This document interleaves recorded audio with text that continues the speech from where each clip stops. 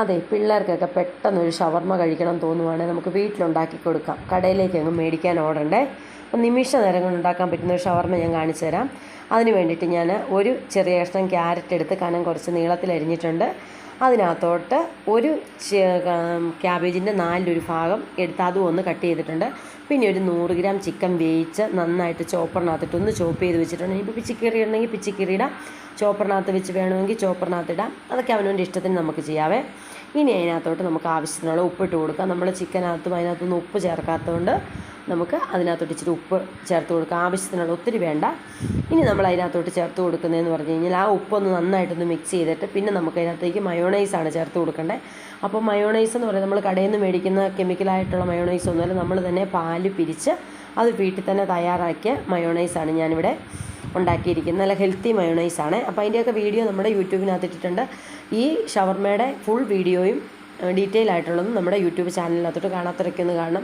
Healthy മയോണൈസിൻ്റെ ആണെങ്കിലും അടിച്ചു കൊടുത്താൽ മതി. Juicy stream world healthy mayonnaise എന്ന് അടിച്ചു കൊടുത്താൽ നമുക്ക് കാണാൻ പറ്റും. ഇത് മയോണൈസും ഉപ്പും ഇതെല്ലാം കൂടെ ഞാൻ അതിനകത്ത് ഉപ്പൊന്നും മയോണൈസിനകത്ത് ഒത്തിരി ചേർത്തിട്ടില്ല, അതുകൊണ്ടാണ് ഞാൻ ഇച്ചിരി ഉപ്പ് ഇതിനകത്ത് പിടിക്കാൻ വേണ്ടി ഇട്ടത്. ഇനി ഇത്രയും മയോണൈസ് വേണ്ടെങ്കിൽ കുറച്ചാണെങ്കിലും നമുക്ക് ചേർത്ത് കൊടുക്കാം. അതൊക്കെ അവനവൻ്റെ ഇഷ്ടത്തിനനുസരിച്ച് നമുക്ക് ചേർക്കാം. ഇനി നമ്മൾ കുബൂസോ അങ്ങനെയൊന്നുമല്ല, നമ്മൾ ഫ്രോസൺ നമ്മുടെ ചപ്പാത്തിക്കകത്താണ് നമ്മുടെ ഷവർമ്മ ഉണ്ടാക്കിയെടുക്കുന്നത്.